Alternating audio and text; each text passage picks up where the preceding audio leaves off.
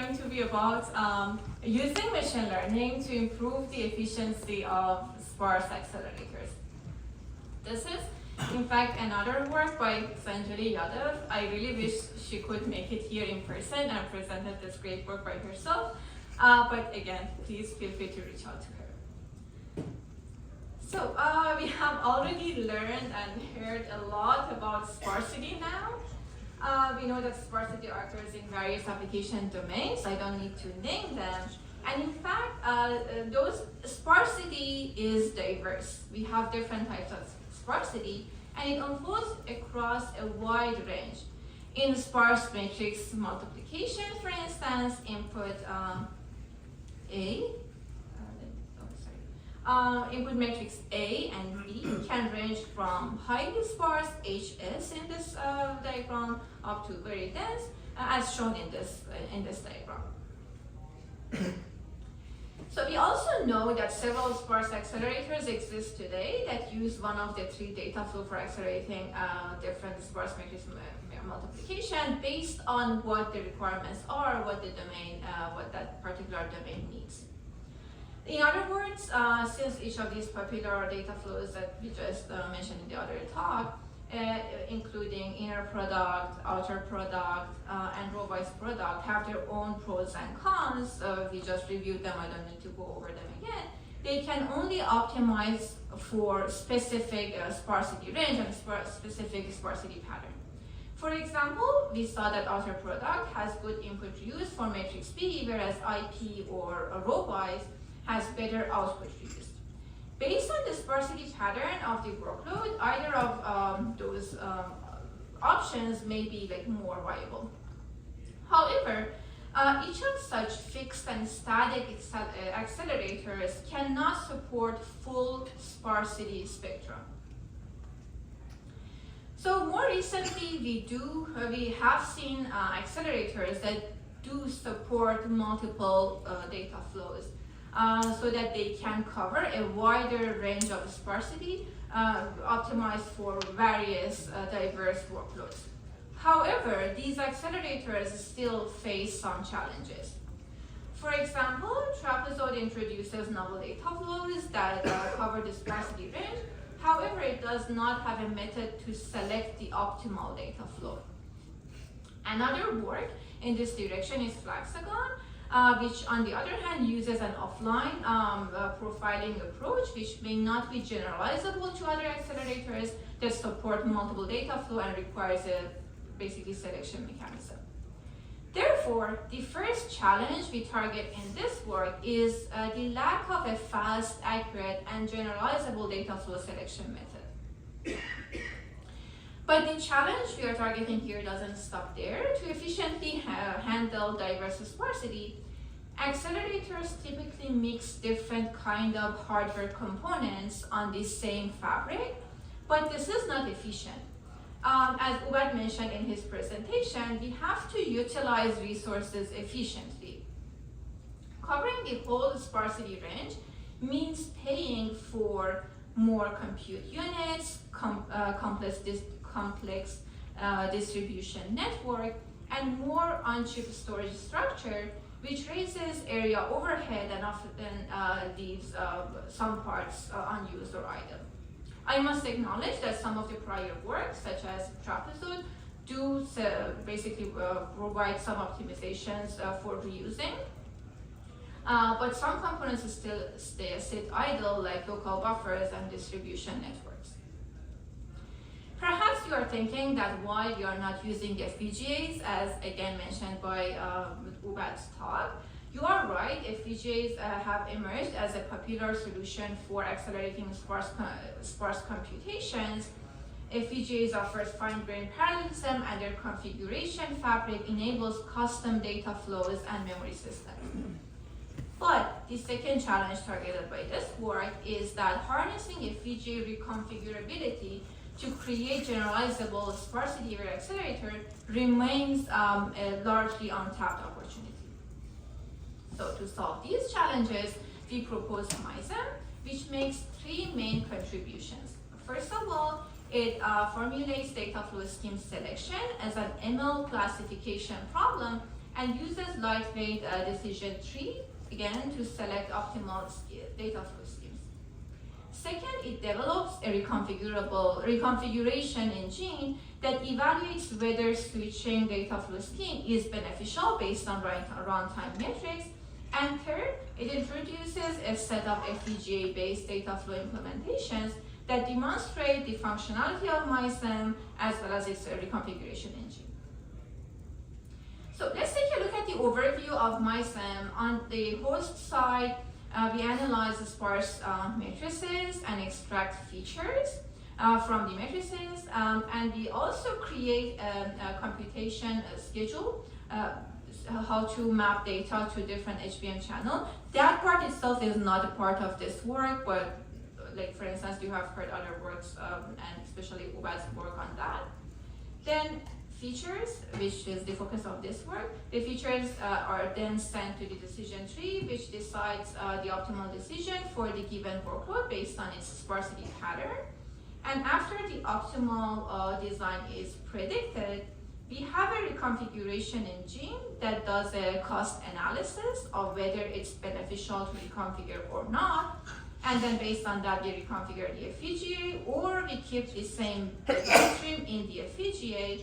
And also, of course, on the other hand, we send data to the FPGA to run our workload. So let's first take a look at the data flow design selection. I guess, if I'm not mistaken, some of you may ask, should we really use machine learning for this problem that may seem straightforward? So to answer that question, we ran experiments of running matrices from different application domains with different data flow designs in Misam, and we observed that no one design basically works well across all the matrices. In fact, some matrices from same application domains, which are shown in the bottom, need different designs to get the most optimal performance, and we realized that decision-making process is not as straightforward. So we decided that ML machine learning can help, but we do realize that we have to keep it simple. Therefore, our main objective with the data flow selection model was to keep it lightweight so that it doesn't take up storage of the host or wherever you want to deploy that. And we want the inference to have minimal overhead and the accuracy to be high, and the solution to be easily generalizable to any accelerators that support multiple data flow selection. So to achieve all of these, Misam uses a simple decision tree model. Now, an important aspect to make sure that our decision tree is effective is its feature sets. This includes not just tracking the number of non-zeros, but also understanding matrix patterns, symmetry, regularity, structural properties, and encoding them in a way that's meaningful for training the model. We started by selecting several feature candidates, such as simple ones, such as sparsity of matrix A and B, up to some statistical ones, such as average and variance of non-zeros per row, per column in both of the matrices, tie density, load imbalance, etc. Then after running analysis, we extracted the top 4 features for our decision model based on their importance, as shown in this bar chart in this slide.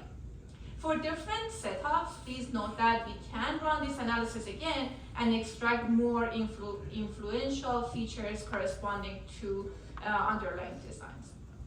This is for our case. We then should basically, let's learn more about our reconfiguration engine. So given the decision tree on one hand and FPGA configurations on the other hand, the next question is that when or how often we need to reconfigure our FPGA. We know that the reconfiguration costs on the FPGA can't be ignored, and it is important to take that into account. To do this, inside our reconfiguration engine, the step that we are looking at, we have a simple predictor which takes in the matrix feature and predict a data flow from the data flow selection model. And then it predicts the latency of running the workload with that specific data flow design. And based on that prediction, we do a simple cost analysis.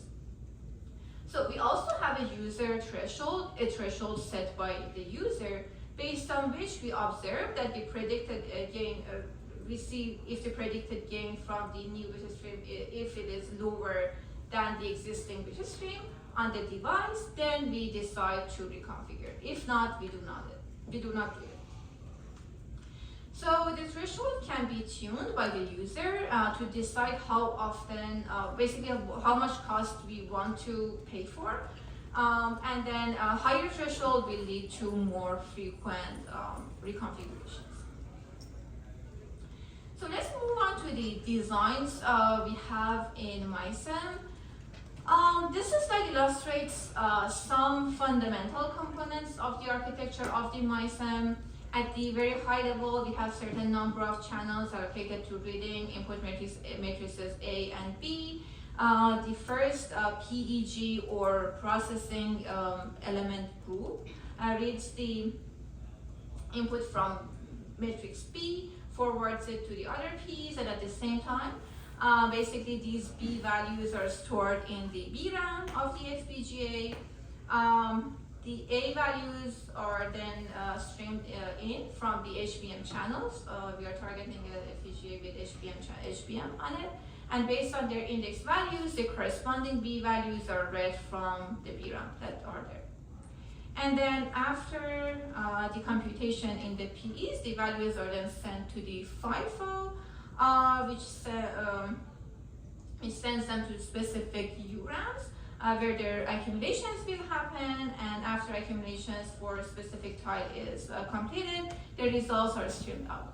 I know there are too much details about this, and not just about these fundamentals, but also about all the different designs that we have. I don't have time to go over all the details, but again, please refer to details about this figure, which I personally find it very helpful, as well as more details about the fourth data flow that is not shown.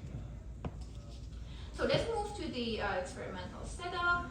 For our target FPGA is AMD Alveo U55C. We have comparisons against GPU, CPU. As a recent accelerator, our baseline is trapezoid.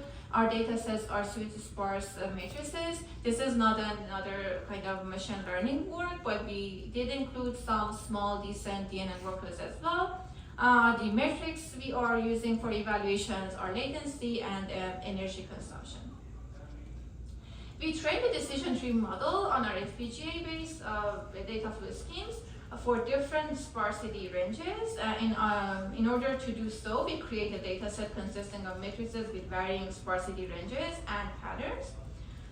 So let's go back to our checklist. Our model is lightweight because of pruning feature sets. As I mentioned, we selected, for instance, 4 based on their importance.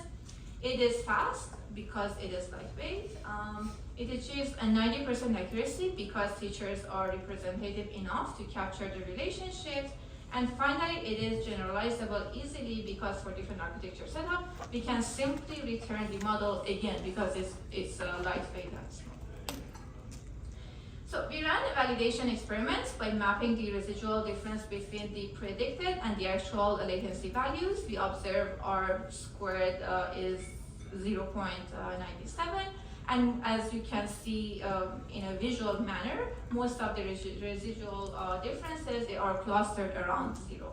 R square is a statistical measure that represents goodness of a fit for a regression model. So we ran experiments of several matrices with varying input sparsity and observed that the reconfiguration engine's benefit is in fact there.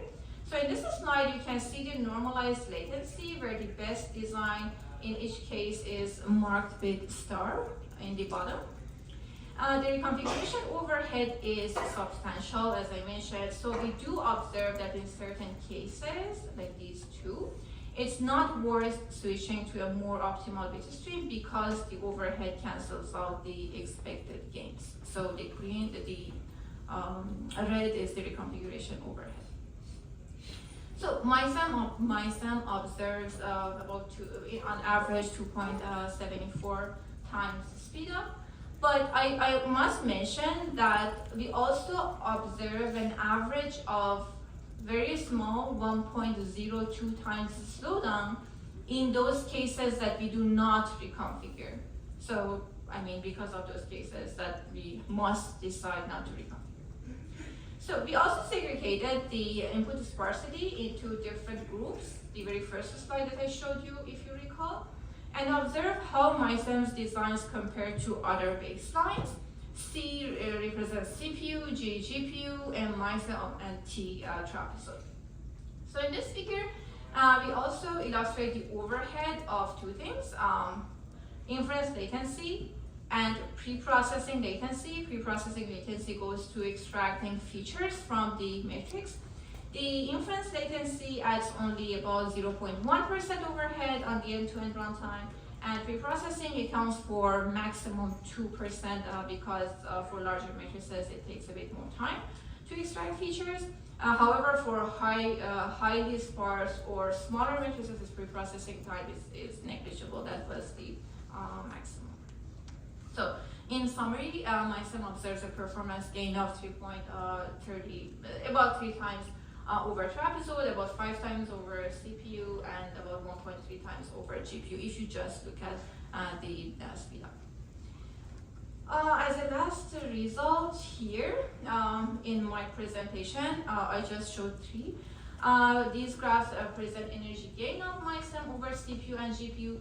It wasn't an objectable optimization here, we just wanted to compare with them in case you care about energy efficiency. FPGAs are inherently more power and energy efficient than general purpose processors.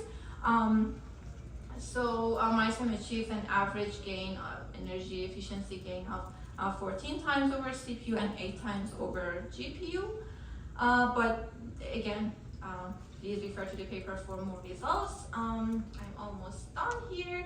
So to summarize, today for Misam, I presented our framework, which introduces a data flow selection model, a simple model to select the best data flow in a given accelerator based on the sparsity features in the workload.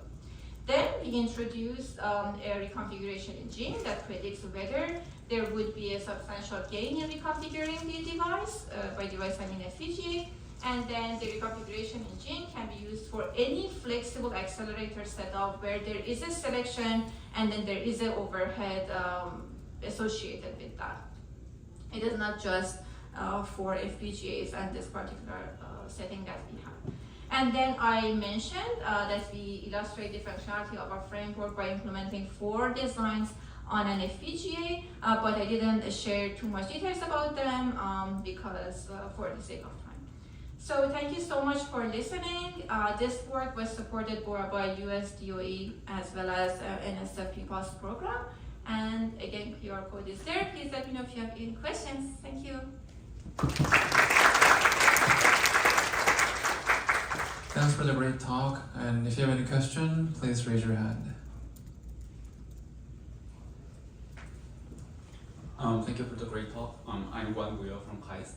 And I'm a bit new to this sparsity domain, and I don't know if I understood correctly, but based on what I understood, the Misam needs to be reconfigured because the pattern of the sparsity of the tensor is changed over time, and because different data flow is effective for different kind of sparsity patterns. So I'm wondering if like the applications, they often the sparsity patterns often change over time, and I think this could be very different from application to application. So I'm wondering like what kind of applications their patterns. No, that's actually a great question. It seems like you're not new to sparsity. Actually, you can use this in different cases. One is that for different application domains, you make the selection. Or depending on what's the granularity that you process in your FPGA, how big your FPGA is and how big you can fit into your FPGA. And if you look at, let's say that you have a small window and then your matrix is large, yes, if you move that window over a large matrix, the sparsity pattern can also change. But I mean, you can also look at it as a granularity of the entire matrix and make the decisions per workloads. Of course, if you want to use it for just one single workload, as the sparsity changes, you have to be more careful about the reconfiguration time because the overheads must be too much and you might not want to make decisions to frequently reconfigure. But both cases are possible. Yeah, great question. Thank you. Thank you.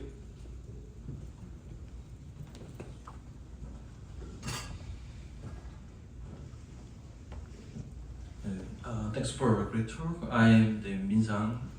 It's similar to the title. I'm Misam from the unit. I have two questions. The first, I'm wondering which compression format does it use for these papers? And second question is that I read your paper a little bit, and it seems like it used the CO format for the matrix B, and why use the CO format while sacrificing the benefits of the reduced data transfer of the other compression formats such as the CSC or GSSR? Oh, that's another really great question. So in fact, based on the trade-offs that you define, the metrics that you care about, you can also extend similar work, extend Misam and the machine learning model that you have to make the decisions to also include which compression format is the best. So the reason that whatever compression format we used here, because we realized that that one is the most efficient one here. But in fact, that's a great question, and then we are also working on that to see if we can integrate, we can make decisions about choosing the combinations of best compression format and the best data flow. Does that answer your question? Use similar activities. Yeah, but I would be also happy to kind of discuss more details, but It's okay. Fine. Yeah. Thanks. Any more questions? Great, let's give her another big round of applause. And that concludes our session 4 sparsity, and thanks for attending this session.